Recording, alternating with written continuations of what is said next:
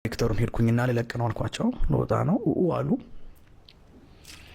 ጨክኜ ወጣው። ምንም ተማሪ የለኝም፣ ባዶ ነው። ግን ጨክኜ ወጣው። ለምን ልቅ የፈለከው? እዛ እየሰራ መስራት አልቻልክም? በትኩረት አምናለሁ።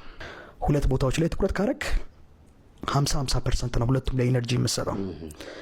ስለዚህ እዛ ጋርም ስራውን መበደል አልፈልግም፣ እዚህ ጋርም ስራውን መበደል አልፈልግም። ሙሉ አቅሜን እዚህ ላይ ኢንቨስት ማድረግ ፈልጋለሁ። አንደኛ። ሁለተኛ ደግሞ በእኔ እምነት እግዚአብሔርን አምነው እግራቸውን ከጀልባው ላይ አንስተው ውሃው ላይ መርገጥ የቻሉትን ሰዎች እግዚአብሔር ይባርካቸዋል። ስለዚህ እግሬን ከጀልባው ላይ አንስቼ ውሃው ላይ አረፍኩኝ። ወጣው። በነጋታው አንድ 10 የሚሆኑ ተማሪዎች መጡልኝ፣ ፊዚክስ የሚያጠኑ። እነሱን አስጠናው። የመጀመሪያ ቀን 2 ነው እንጂ የመጡት፣ ሁለቱን አስጠንቼ ሄዱ። በነጋታው 10 ሆነው መጡ፣ 15 ሆኑ፣ 20 ሆኑ፣ 30 ሆኑ። በዛች ጊዜ ውስጥ አንድ ወር ሞላም። ዋው! 30 ሆኑ። ፊዚክስ እና ማትስ ነው ማስተምረው። 19 ወንበር ይቀመጣሉ፣ የቀሩት 10 ምናምን የሚሆኑት ቆሞ ነው የሚማሩት። ኢቭን ቦታው አትበቃም፣ ውጪ ወጥተው ራሱ ወረቀቱ ተገንጥሎ ልምጥልኩ በመስታወት ውስጥ ነው የሚያዩት። በጣም ስለምጮህ ድምጽ ይሰማል። ሲጨልም አንደኛ ጨልሟል፣ ሁለተኛስ ቀጣዩ ሊነጋ ነው ማለት ነው። አለቀ።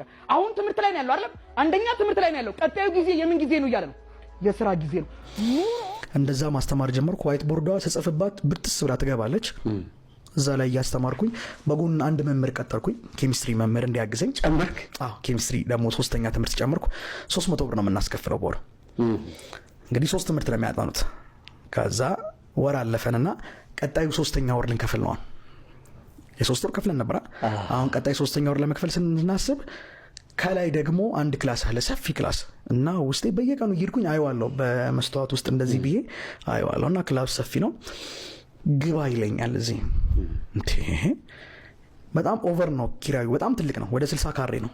እዚህ እዚህ ግባ እሺ አልኩና አንድ ተማሪም ነበር አገዘኝና ተከራየው፣ ገባው። ትልቅ ክላስ ገባው። ባገኘነው ገንዘብ ወንበር ገዛው። የሰዎቹን የአከራዮቼን 20 ወንበር መለስኩኝ። 20 ወንበር ገዛው። ዋይት ቦርድ ገዛው፣ ጥብቅ የሚል ቆንጆ ዋይት ቦርድ ግድግዳው ላይ ተለጠፈ። ማስተማር ጀመርኩኝ። እያሉ 40 ሆኑ፣ 50 ሆኑ። በፊት የሚያውቁ መምጣት ጀመሩ፣ መጡ። በፊት የሚያውቁ መጡ። አስተምሬ ማላቅባቸው ትምህርት ቤቶች ደግሞ ሰሙና መጡ። የተማሪ ቁጥር በጣም በዛ፣ 80 ሆኑ። ዋው! 80 በ324 ሺህ ብር አካባቢ። ደግሞ በቃ ላይብረሪ ክፈት አለኝ ውስጤ። ላይብረሪ እሺ ብዬ ሲኒ መደርደሪያ አለች ቤታችን። ሲኒ መደርደሪያ፣ ሲኒና ድስትና የሚደረደርበት ነጭ እና በጥቁር ፕላስቲክ 5 መደርደሪያ አላት።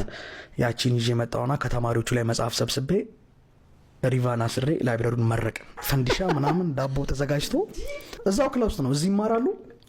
ግድግዳው ስር ደግሞ የሲኒ መደርደሪያ አለች፣ መጽሐፍ ሞልቷታል። ተማሪ ከዛ መከራየት ይችላል። ባለቤቴ ቁጭ ላዛ ጋር ስንመዝገብ ስንት መደርደሪያ ያለ? 4 ነው 5 ሲኒ መደርደሪያ ነው እኮ። እሷ ላይብረሪ ናት። ምንድን ነው አንተ የሚታየኝ? ከተማ ውስጥ ትልቅ ላይብረሪ ነው የሚታየኝ። አንድ ሽንኩርት መደርደሪያውን ትወስዳለህ፣ አንድ ደሞዟን ትወስዳለህ፣ አንድ ቁም ሳጥኗን በላ። ውስጥ የመጣውን ድምፅና የማደርገውን ድርጊት በፍጹም ኮምፔር አላደርገውም። አሁን ውስጥ የመጣው ድምፅ እኔ ትልቅ ላይብረሪ ስከፍት ነው የተሰማኝ። ስለዚህ ያለኝ የሲኒ መደርደሪያ ነው። በሲኒ መደርደሪያ መጽሐፍ አድርግቼ ጀመርኩ። ላይብረሪው ተመረቀ። ተማሪው እያለ እየተጨበጨበ ፈንዲሻ ዳቦ ተሰጣቸው። ይስቃሉ እነሱ መቼም አይደል። ከተከፈተው ላይብረሪ በላይ የወጣው ወጪ በለጠ። ሴሬሞኒ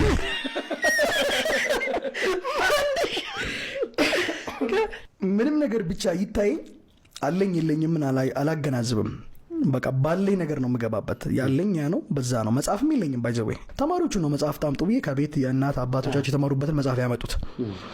ልጆቹን ግን ምድረው ከማስተማር ባለፈ በሳምንት አንድ ቀን የማይንድ ሴት ስልጠና ሰጣቸዋለሁ። የኔን ያለፍኩበትን መንገድ ነግራቸዋለሁ። ስለ ኢንቫይሮንመንት በደንብ አድርጌ ነግራቸዋለሁ። ፈሪሃ እግዚአብሔር እንዲኖራቸው ዴይሊ አስተምራቸዋለሁ። የጥበብ ሁሉ መጀመሪያ እሱ ስለሆነ ማለት ነው።